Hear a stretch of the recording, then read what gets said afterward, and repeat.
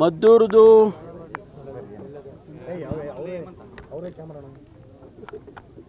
ಈಗ ಸಾಮಾನ್ಯ ಸ್ಥಿತಿಗೆ ಬಂದಿದೆ.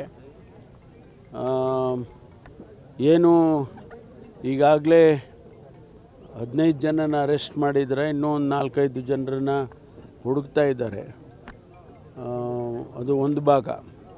ಅಂದರೆ ಈಗ ಶಾಂತಿ ಬಂದಿದೆ. ಹೊರಗಿನಿಂದ ಜನಗಳು ಹೋಗಿ ಸುಮಾರು ಜನ ಹೊರಗಿನಿಂದ ಹೋಗಿದ್ದರು ಅಂತೇಳಿ ಒಂದು ಇನಿಷಿಯಲ್ ಆಗಿ ಬಂದಂಥ ವರದಿಯಲ್ಲಿತ್ತು. ಅದನ್ನು ವೆರಿಫೈ ಮಾಡ್ತಾ ಇದ್ದೀವಿ. ಯಾರು ಹೊರಗಡೆಯಿಂದ ಬಂದಿದ್ದರು, ಯಾರು ಕರ್ಕೊಂಬಂದಿದ್ರು, ಇದನ್ನೆಲ್ಲ ಕೂಡ ವೆರಿಫೈ ಮಾಡ್ತಾ ಇದ್ದೀವಿ. ಅವರು ಯಾರೇ ಇರಲಿ, ನಮಗೇನು ಸಂಬಂಧ ಇಲ್ಲ. ನಮಗೆ ಶಾಂತಿ ಬೇಕು, ಅಲ್ಲಿ ಶಾಂತಿ ನೆಮ್ಮದಿ ಇರಬೇಕು ಅನ್ನೋದು ಅಷ್ಟೇ ನಮಗೆ ನಾವು ನೋಡ್ತಕ್ಕಂಥದ್ದು. ಹಿಂದೆ ಅವರು ಈಗ ಮೊದಲನೇದಾಗಿ ಕಲ್ಲು ಹೊಡೆದಿದ್ದರು, ಅವತ್ತು ರಾತ್ರಿಯೇ 15 ಜನನ ಅರೆಸ್ಟ್ ಮಾಡಿದರು. ಅವರನ್ನು ಕೂಡ ನಾವು ಈಗಾಗಲೇ ಅವ್ರನ್ನ ಅರೆಸ್ಟ್ ಮಾಡಿ ಅವರಿಗೆ ಕಾನೂನು ಪ್ರಕಾರ ಏನು ಕ್ರಮ ತಗೋಬೇಕೋ ತಗೊಳ್ತಕ್ಕಂಥ ಕೆಲಸ ಪೊಲೀಸ್ ಇಲಾಖೆ ಮಾಡಿದೆ. ಇದರಲ್ಲಿ ಯಾರಾದರೂ ಹಿಂದೆ ಪ್ಲ್ಯಾನ್ ಮಾಡಿದರು, ಪ್ರಚೋದನೆ ಮಾಡಿದರು, ಈ ಥರದ್ದೇನಾದರೂ ಇದ್ದರೆ ಅದನ್ನು ಆ ಆ್ಯಂಗಲ್ನಲ್ಲೂ ಕೂಡ ನಾವು ನೋಡ್ತೇವೆ.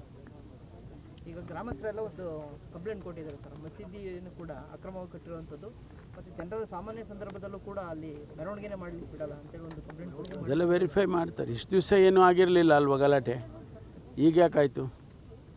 ಇಷ್ಟು ದಿವಸ ಯಾರೂ ಕಲ್ಲು ಹೊಡೆದಿರಲಿಲ್ಲ, ಗಣಪತಿ ಹೋಗ್ತಾ ಇತ್ತು ಅಲ್ಲೇ, ಈಗ ಯಾಕಾಯಿತು? ಅದರಿಂದ ಅವೆಲ್ಲ ವೆರಿಫೈ ಮಾಡ್ತೀವಿ. ಸರಿ, ಹೊರಗಡೆಯಿಂದ ಬಂದಿರೋದು ನೋಡಿದ್ರೆ ಪ್ರೀ ಪ್ಲಾನ್ಡ್ ಅಂತ ಏನಾದ್ರು ಅದೆಲ್ಲ ವೆರಿಫೈ ಮಾಡ್ತೀವಿ. ಹೊರಗಡೆಯಿಂದ ಬಂದಿದ್ರು ಅಂತ ಒಂದು ಪ್ರಿಲಿಮಿನರಿ ರಿಪೋರ್ಟ್ ಇದೆ. ಆಮೇಲೆ ಆ ವಿಡಿಯೋಗ್ರಾಫ್ ತೆಗ್ದಿದ್ದಾರಲ್ಲ, ಅದರಲ್ಲೆಲ್ಲ ಅವರುಗಳ ಮುಖ ಪರಿಚಯ ಇದೆ, ಅದನ್ನು ವೆರಿಫೈ ಮಾಡ್ತಾರೆ ಪೊಲೀಸ್ನವರು. ಇವ್ರು ಯಾರು, ಎಲ್ಲಿಂದ ಬಂದರು, ಈ ವ್ಯಕ್ತಿ ಯಾರು, ಹಾಗೆಲ್ಲ ವೆರಿಫೈ ಮಾಡ್ತಾರೆ. ಬಿಜೆಪಿ ನಿಯೋಗ ಕೂಡ ಮದ್ದೂರಿಗೆ ಹೋಗಿದೆ, ಇವತ್ತು ಅವರು ಕೂಡ ಭಾಗಿಯಾಗಿದ್ದಾರೆ. ಅಲ್ಲ, ಅವ್ರು ಹೋಗಿರೋದು ಶಾಂತಿ ಮಾಡ್ತೀವಿ ಅಂತ ಹೋಗಿದ್ದಾರೆ.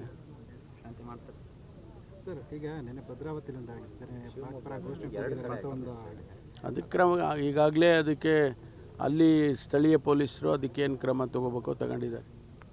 ಆ ಥರ ಕಂಡು ಬಂದಿದೆ ಸರ್? ಆ ಥರ ಗೊತ್ತಿಲ್ಲ, ವೆರಿಫೈ ಮಾಡ್ತಾ ಇದ್ದಾರೆ.